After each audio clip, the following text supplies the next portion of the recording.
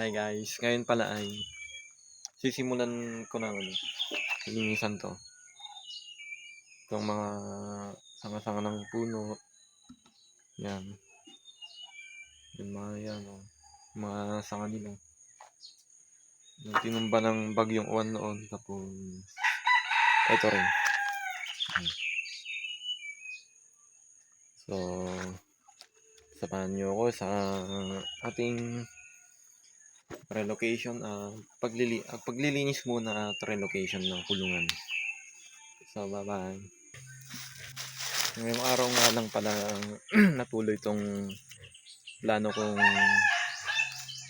relocation kasi daming mga gawain sa bukid. So, ngayong konting bakasyon ko ay itutuloy ko na. So, sinasabayin ko na rin sa pagtulong sa mga gawaing bukid. So, abangan nyo ako sa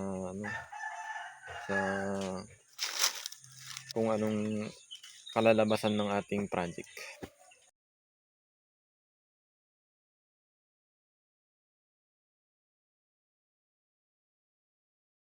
Mga ganito palang ito yung sanga ng puno pwede nating gawing panggatong.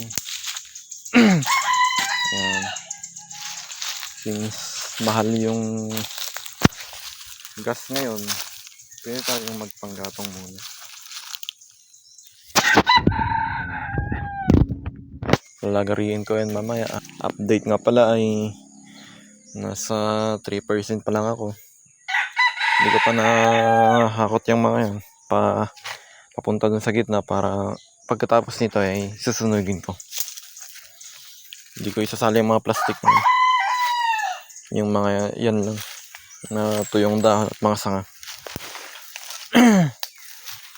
So, konting tour nga pala dito sa amin. Yung abukadong yan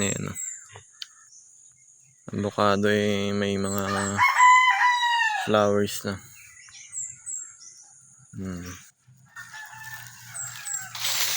Mga dragon fruit ko andon.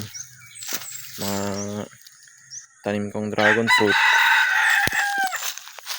Medyo naka-prepare na yun pang summer. Ay, summer na pala ngayon. Naka-prepare na yun para mamunga. Balak ko din sana mag-upgrade, magparami. So, sana matupad din. Next na ulit. Gagawin natin ngayon ay tatanggalin natin to, babaklasin natin itong mga hog wire, yung mga net, para ilipat natin. Kaso nga lang, pero gagawa pala ulit tayo ng paliguan nila kasi kailangan din yung tubig nila para pwede silang uminom, mag-swimming doon.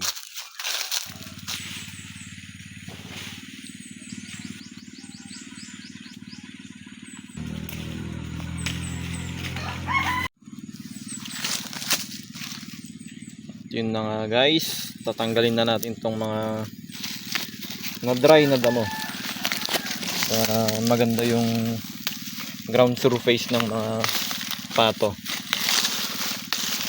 At yun, baka pagkatapos na ito yung sa fencing na ako, iayos ko na yung mga bakod nila.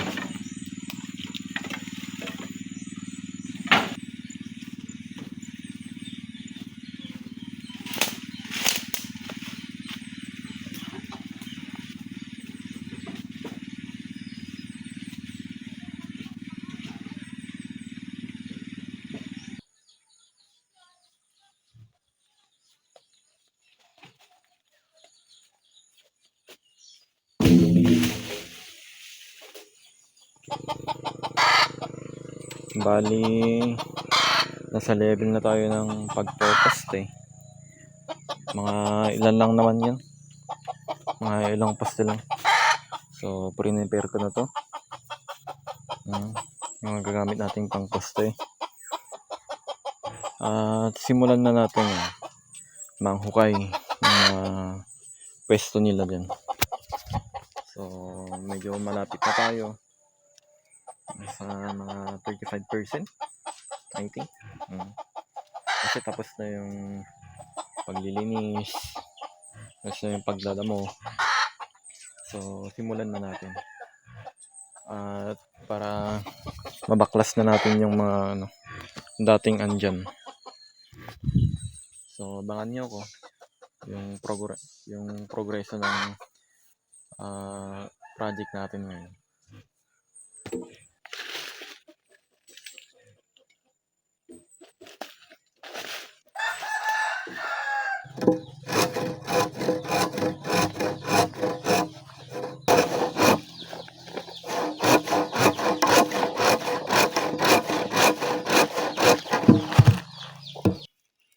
Ngayon naman ay maghuhukay na tayo ng pang poste.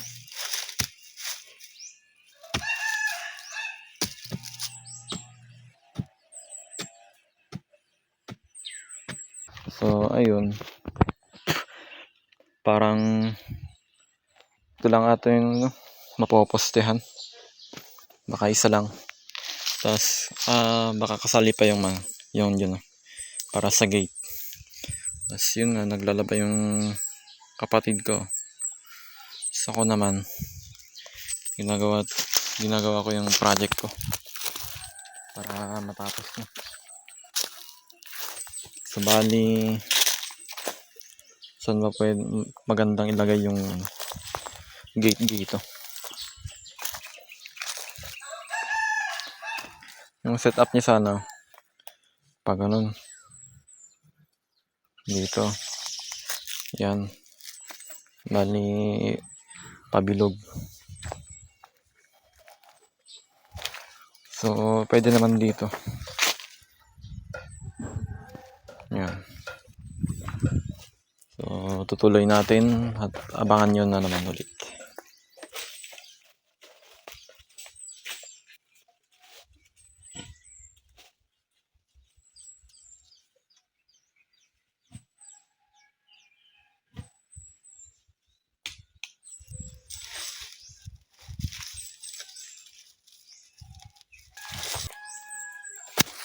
Okay, 1 down, 2 more to go, 2 posts to go. So guys, update nga pala dun sa gate na gagawin natin. Medyo may konting konsiderasyon ako na ilipat ko na lang. Di ba ito sana banda, ilipat ko na lang dun para dito pag sisilong yung mga pato, yun, dyan sila para malamig, since may tubig naman dyan na dumadaloy dyan, para dito banda ay malamig. Tapos doon na lang yung gate. So dito hukayin ko na lang dyan. So simulan ko.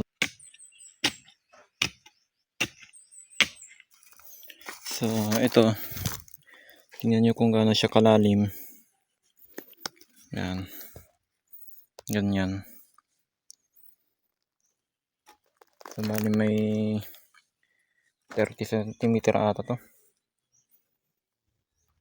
That's lalagay natin yun, since malaki yung size ng poste, kaya ganun din kalalim yung lalagay ay huhukayin natin para sa poste. So ilalagay na natin.